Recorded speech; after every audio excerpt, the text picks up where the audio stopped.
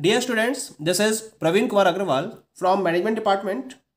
Welcomes you in by today's lecture of Principles of Economics. जैसा कि previous lecture में हम price output determination of monopoly firm के topic को discuss कर रहे थे, जिसमें मैंने मोनोपोली फर्म के इक्विलिब्रियम को डिटरमाइन करने के लिए दो पर्टिकुलर पोजीशंस को डिस्कस किया था. The first one was the short run equilibrium and second one was the long run equilibrium. Short run equilibrium में भी हम तीन पर्टिकुलर सिचुएशंस को फोकस कर रहे थे. The first situation was the earning supernormal profit, second incurring minimum losses and third one was the earning only normal profit, जिसमें से हमने फर्स्ट कंडीशन यानी कि अर्निंग सुपर नॉर्मल प्रॉफिट को स्टडी किया था.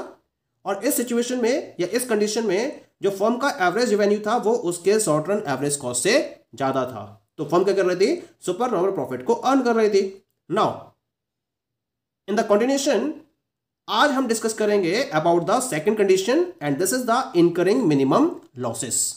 क्या होता है इस कंडीशन में, जब मोनोपोली फर्म का एवरेज रेवेन्यू उसके शॉर्ट रन एवरेज कॉस्ट से कम होता है, तब हम इस सिचुएशन को मिनिमम लॉस की सिचुएशन के नाम से जानते हैं. किस तरह से इसको हम फॉलो कर सकते हैं, तो इसके लिए यहां एक डायग्राम मैंने रिप्रेजेंट किया है जिसमें हम इसके प्रॉपर लॉस को रिप्रेजेंट कर सकते हैं. In this particular diagram on the X axis we have taken the output and on Y axis we have taken the cost and revenue. जैसा कि इक्विलिब्रियम पोजीशन को डिटरमाइन करने के लिए हमें दो टाइप के कर्व्स की रिक्वायरमेंट होती है. The first one is the revenue curves and second one is the cost curve. तो यहां डायग्राम में this is the average revenue curve of the firm, this is the marginal revenue curve of the firm, और जो MR curve है वो AR curve के below होता है. ठीक है, अब हमें एवरेज कॉस्ट कर्व और मार्जिनल कॉस्ट कर्व की रिक्वायरमेंट है, क्योंकि जो फर्म का एवरेज रेवेन्यू है वो कम है और एवरेज कॉस्ट ज्यादा है. इसी वजह से short run average cost curve को मैंने एआर कर्व से अबव रिप्रेजेंट किया है. So this is the short run average cost curve of the firm. Marginal cost curve average cost curve को उसके लोएस्ट पॉइंट से इंटरसेक्ट करते हुए आगे की तरफ बढ़ जाता है. तो this is the short run marginal cost curve. Now the condition of equilibrium, marginal cost must be equal to marginal revenue. This is the short run marginal cost curve, this is the marginal revenue curve. Both are intersecting at the point E. This point E is known as the equilibrium point. क्या करना है मुझे, अब इस point ई के corresponding एक perpendicular draw करना है और इसको मुझे ऊपर तक बढ़ाना है ए पॉइंट तक. एक्सटेंड कर दिया मैंने ए पॉइंट तक इसको. इसने एवरेज कॉस्ट कर्व को ए पॉइंट पर कनेक्ट किया, एवरेज रेवेन्यू कर्व को बी पॉइंट पर कनेक्ट किया और एक्स एक्सिस को क्यू पॉइंट पर कनेक्ट किया. इसका मतलब जो ओ क्यू है ये फर्म का इक्विलिब्रियम आउटपुट हो गया. क्लियर. और यहां क्योंकि एवरेज कॉस्ट कर्व को ए पॉइंट पर कनेक्ट कर रहा है, तो जो ए क्यू है ये फर्म के एवरेज कॉस्ट को रिप्रेजेंट करेगा, जो किसके बराबर होगा, ओसी के बराबर होगा. एवरेज रेवेन्यू को बी पॉइंट पर कनेक्ट कर रहा है, तो जो बी क्यू है ये फर्म का एवरेज रेवेन्यू हो गया और ये ओपी के बराबर होगा. That is clear. It means OP is the average revenue and OC is the average cost. Average cost क्या है यहां पर, ज्यादा है, और एवरेज रेवेन्यू क्या है, कम है. अगर मैं एवरेज कॉस्ट में से एवरेज रेवेन्यू को माइनस करूंगा तो मुझे क्या मिलेगा, प्रॉफिट पर यूनिट मिलेगा, क्योंकि average revenue per unit revenue है, average cost per unit cost है. और जब पर यूनिट रेवेन्यू में से पर यूनिट कॉस्ट को माइनस करेंगे तो हमें पर यूनिट लॉस मिलेगा, और ये किसके बराबर होगा, it will be equal to PC. तो here you are looking in the theory, A R OP के बराबर है, ए सी ओसी के बराबर है, loss per unit average cost minus average revenue, it means OC minus OP, ये पीसी के बराबर हो गया. अब हमें कंप्लीट लॉस निकालना है, तो हमें क्या करना पड़ेगा, एक यूनिट के लॉस को टोटल आउटपुट या फिर इक्विलिब्रियम आउटपुट से मल्टीप्लाई करना पड़ेगा. इक्विलिब्रियम आउटपुट है ओक्यू के बराबर and this is equal to PV. तो यहां पर आपका टोटल मिनिमम लॉस किसके बराबर आएगा, loss per unit into equilibrium output. Loss per unit PC, equilibrium output that is equal to PV. अब देखते हैं पीसी इंटू पीवी क्या शो करेगा, ये रेक्टेंगुलर एरिया पीसीएबी को रिप्रेजेंट करेगा. This rectangular area PCAB is the minimum loss of the monopoly firm. Clear. तो इस तरीके से हम मोनोपोली फर्म के मिनिमम लॉस को कैलकुलेट कर सकते हैं. Now the third condition is earning normal profit only. ये कैसी सिचुएशन होती है? जब फर्म का एवरेज रेवेन्यू उसके एवरेज कॉस्ट के इक्वल होता है। तो इस कंडीशन को हम नॉर्मल प्रॉफिट कंडीशन के नाम से जानते हैं, क्योंकि फर्म क्या करती है, जब एवरेज रेवेन्यू को काउंट करती है तो उसके अंदर एक अपना मार्जिनल प्रॉफिट या एक प्रॉपर प्रॉफिट ऐड कर देती है, जो उसके ऑपरेशंस को कंटिन्यू करने के लिए सफिशिएंट होता है। तो इसी वजह से हम यहां पर नॉर्मल प्रॉफिट की कंडीशन को डिफाइन करते हैं। इस सिचुएशन को हम एक डायग्राम के हेल्प से रिप्रेजेंट कर सकते हैं, जैसा कि डायग्राम में आप देख रहे हैं। This is the average revenue curve of the firm. ये फर्म का एवरेज रेवेन्यू कर्व है। This is the marginal revenue curve of the firm. अब क्योंकि जो फर्म का मार्जिनल रेवेन्यू है और मार्जिनल कॉस्ट है वो इक्वल है, और इसके साथ साथ ये किसके बराबर होगा? एवरेज कॉस्ट के बराबर होगा। तो इसके लिए हम इसके इक्विलिब्रियम पॉइंट को प्रॉपर्ली डिटरमाइन करने के लिए क्या करेंगे? एवरेज कॉस्ट और एवरेज रेवेन्यू को इक्वल रखेंगे। तो यहां एवरेज जो कॉस्ट कर्व है वो एवरेज रेवेन्यू कर्व को ए पॉइंट पर टच कर रहा है, या हम कह सकते हैं कि average revenue curve is tangent to the SAC curve at the point A. अब इस ए पॉइंट से मैंने एक परपेंडिकुलर ड्रॉ करा और यहां पर मैंने ई पॉइंट को ऑब्टेन करा। इस एसएमसी कर्व को मुझे इस ई पॉइंट से टच करते हुए ऊपर तक ले जाना है। तो ये ई पॉइंट क्या हो गया? इक्विलिब्रियम हो गया, क्योंकि इस पॉइंट पर जो एसएमसी है और जो एमआर है दोनों इक्वल है। यही हमारी इक्विलिब्रियम कंडीशन होती है। तो एसएमसी, एमआर और एसी ये सब क्या होने चाहिए? यहां पर बराबर होने चाहिए, तब हमें नॉर्मल प्रॉफिट की कंडीशन मिल जाती है। तो यहां पर जब हम इस पॉइंट के अकॉर्डिंग एक वर्टिकल लाइन को ड्रॉ करते हैं तो ये एआर कर्व को ए पॉइंट पर कनेक्ट कर रहा है और एक्स एक्सिस को क्यू पॉइंट पर कनेक्ट कर रहा है। यानी कि ओ क्यू क्या हो गया? फर्म का इक्विलिब्रियम आउटपुट हो गया। और ए क्यू क्या हो गया? फर्म का एवरेज रेवेन्यू है। और ए क्यू ही क्या शो कर रहा है? एवरेज कॉस्ट को, क्योंकि A point S A C curve पर भी कनेक्ट हो रहा है और ए आर कर्व पर भी कनेक्ट हो रहा है। तो इसका मतलब ए क्यू फर्म के एवरेज रेवेन्यू को रिप्रेजेंट करेगा और ए क्यू ही फर्म के एवरेज कॉस्ट को रिप्रेजेंट करेगा, जो किसके बराबर होगा? ओपी के बराबर होगा।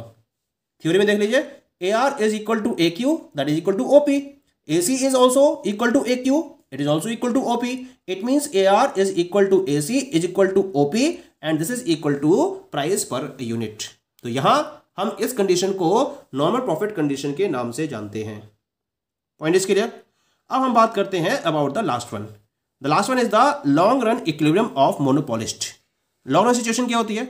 ये वो पर्टिकुलर सिचुएशन होती है जब मोनोपोली फर्म अपने सप्लाई को डिमांड के अकॉर्डिंग एडजस्ट कर सकता है और वो फुल कैपेसिटी से प्रोडक्शन को भी फॉलो कर सकता है। लॉन्ग रन में क्या करेगा? वो अपने प्रोडक्शन को इंक्रीज करने के लिए नंबर ऑफ प्रोडक्शन यूनिट्स को इंक्रीज करेगा और इसके अकॉर्डिंग जैसे जैसे डिमांड बढ़ती चली जाएगी वैसे वैसे अपनी सप्लाई को भी बढ़ाता चला जाएगा। पर्पज क्या है उसका? ज़्यादा से ज़्यादा प्रॉफिट को अर्न करना, ये उसका पर्पज रहता है। तो इसका मतलब लॉन्ग रन में मोनोपोलिस्ट फर्म केवल एक ही कंडीशन को फोकस करेगी और वो है सुपर नॉर्मल प्रॉफिट को अर्न करना। उसे किसी भी कंडीशन में लॉस नहीं होगा, क्योंकि वो सिंगल सेलर है जो मार्केट में अपने प्रोडक्ट को सेल कर रहा है। उसका कोई भी क्लोज सब्स्टिट्यूट या कोई भी कॉम्पिटिटर उसका मार्केट में अवेलेबल नहीं होता है। तो यहां हम उसकी सुपर नॉर्मल प्रॉफिट की कंडीशन को स्टडी करेंगे। इसके लिए मैंने एक डायग्राम रिप्रेजेंट किया है। सेम डायग्राम है जो हमने शॉर्ट रन में स्टडी किया था। फर्क क्या है? उसमें हमने short run average cost curves और short run marginal cost curves को स्टडी किया था। यहां हम लॉन्ग रन मार्जिनल कॉस्ट और long run average cost curve को स्टडी करेंगे। क्लियर? तो यहां एक्स एक्सिस पर हमने आउटपुट को रिप्रेजेंट किया है और वाई एक्सिस पर कॉस्ट एंड रेवेन्यू को रिप्रेजेंट किया है। क्लियर? नाउ अब हमें दो टाइप के कर्व्स की रिक्वायरमेंट होगी, average revenue curves, marginal revenue curve. ये तो रेवेन्यू कर्व्स हो गए। और दूसरे कॉस्ट कर्व की रिक्वायरमेंट होगी जिसमें हम लॉन्ग रन एवरेज कॉस्ट और लॉन्ग रन मार्जिनल कॉस्ट को इंक्लूड करेंगे। इससे पहले जो शॉर्ट रन सिचुएशन थी उसमें हमने शॉर्ट रन एवरेज कॉस्ट और short run marginal cost curve को इंक्लूड किया था, लेकिन अब हम क्योंकि लॉन्ग रन इक्विलिब्रियम को डिटरमाइन कर रहे हैं तो यहां पर हमारे जो एवरेज कॉस्ट कर्व और मार्जिनल कॉस्ट कर्व होंगे वो लॉन्ग रन के रेफरेंस में इंक्लूड किए जाएंगे। In this diagram this is the average revenue curve of the firm and this is the marginal revenue curve of the firm, जो AR curve के below है। Now this is the long run average cost curve and this is the long run marginal cost curve. ये जो long run average cost curve है ये average revenue curve से below है, क्योंकि हमें यहाँ क्या रिप्रेजेंट करना है? सुपर नॉर्मल प्रॉफिट की कंडीशन को रिप्रेजेंट करना है, और उसके अकॉर्डिंग जो फर्म का एवरेज वैल्यू है वो उसके लॉन्ग रन एवरेज कॉस्ट से ज़्यादा है। तो एवरेज कॉस्ट कर्व कम होने की वजह से ये एवरेज वैल्यू से नीचे रिप्रेजेंट की जाएगी। और जो long run marginal cost curve है वो क्या करेगा, long run average cost curve को उसके लोएस्ट पॉइंट से इंटरसेक्ट करते हुए ऊपर की तरफ आगे बढ़ जाएगा। तो ये तो हमारे पास चारों कर्व्स आ गए, average revenue curve, marginal revenue curve, average cost curve और मार्जिनल कॉस्ट कर्व। अब हमें क्या लगाना है, यहाँ पर कंडीशन ऑफ इक्विलिब्रियम को फॉलो करना है।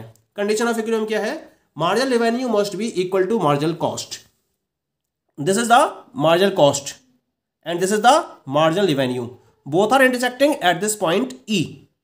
तो ये जो पॉइंट ई है ये क्या कहलाएगा, इस मोनोपोलिस्ट का इक्विलिब्रियम पॉइंट कहलाएगा इन लॉन्ग रन। अब क्या करना है, मुझे इस पॉइंट ई के करस्पॉन्डिंग एक परपेंडिकुलर को ड्रॉ करना है। तो ई से मैंने एक परपेंडिकुलर ड्रॉ करा। ये जो परपेंडिकुलर है ये एवरेज रेवेन्यू कर्व को ए पॉइंट पर कनेक्ट कर रहा है, एवरेज कॉस्ट कर्व को बी पॉइंट पर कनेक्ट कर रहा है और एक्स एक्सिस को क्यू पॉइंट पर कनेक्ट कर रहा है। इसका मतलब जो ओ क्यू है ये फर्म के इक्विलिब्रियम आउटपुट को रिप्रेजेंट करेगा। क्लियर। तो यहां पर हमें फर्म का लॉन्ग रन में इक्विलिब्रियम आउटपुट मिल गया। यह आउटपुट किसके बराबर होगा, यह आउटपुट बीसी के बराबर होगा इन दिस डायग्राम। क्लियर। अब बात करते हैं एवरेज रेवेन्यू की। एवरेज रेवेन्यू कर्व को ये ए पॉइंट पर कनेक्ट कर रहा है, तो इसका मतलब लॉन्ग रन में जो फर्म का एवरेज रेवेन्यू है वो ए क्यू के इक्वल होगा। और ए क्यू किसके बराबर है, it is equal to OP. Clear. A Q is equal to OP. अब बात करते हैं फर्म के एवरेज कॉस्ट की। यही perpendicular long run average cost curve को बी पॉइंट पर कनेक्ट कर रहा है। इसका मतलब जो बी क्यू है वो फर्म का क्या हो गया, एवरेज कॉस्ट हो गया। क्लियर। और this B Q is equal to OC, that is clear. तो यहां मैंने इसको नोट कर रखा है in the theory, average revenue is equal to A Q and this is equal to OP, average cost is equal to B Q and this is equal to OC. अब मुझे क्या निकालना है, मुझे प्रॉफिट पर यूनिट निकालना है। तो profit per unit कैसे निकालेंगे, जब हम पर यूनिट रेवेन्यू यानी कि एवरेज रेवेन्यू में से पर यूनिट कॉस्ट यानी कि एवरेज कॉस्ट को सब्ट्रैक्ट कर देंगे। एवरेज रेवेन्यू किसके बराबर है, ओपी के बराबर, और एवरेज कॉस्ट किसके बराबर है, ओसी के बराबर। तो यह डायग्राम में देखिए, जब ओपी को हम ओपी में से ओसी को माइनस करेंगे तो क्या बचेगा, ये पार्ट बचेगा। क्या नाम है इस पार्ट का, पीसी। तो here profit per unit will be equal to OP minus OC and this is equal to PC. Clear हो गया। अब इक्विलिब्रियम आउटपुट हम पहले डिटरमाइन कर चुके हैं, ये ओक्यू के बराबर है और ओक्यू किसके बराबर है, बीसी के बराबर है। अगर आपको टोटल सुपर नॉर्मल प्रॉफिट निकालना है तो उसके लिए एक यूनिट के प्रॉफिट को टोटल आउटपुट यानी कि इक्विलिब्रियम आउटपुट से मल्टीप्लाई करना पड़ेगा। It means total super normal profit is equal to profit per unit multiplied by equilibrium output. Profit per unit मैंने कैलकुलेट करा है किसके बराबर, पीसी के बराबर, और आउटपुट है कितना आपके पास, BC, PC into BC. Now come to the diagram, this is PC and this is BC. PC into BC क्या हो जाएगा, ये रेक्टेंगुलर एरिया PCBA, क्योंकि ये एक रेक्टेंगल को रिप्रेजेंट कर रहा है और रेक्टेंगल का एरिया क्या होता है, लेंथ इंटू ब्रेड्थ। ये इसकी लेंथ हो गई BC और PC क्या हो गई, इसकी ब्रेड्थ हो गई। तो PC इंटू BC क्या शो करेगा, ये रेक्टेंगुलर एरिया को रिप्रेजेंट करेगा। तो this particular rectangular area PCBA will represent the firms super normal profit. Clear. तो इस तरीके से हम लॉन्ग रन में मोनोपोलिस्ट के सुपर नॉर्मल प्रॉफिट की कंडीशन को स्टडी कर सकते हैं। Okay, thank you.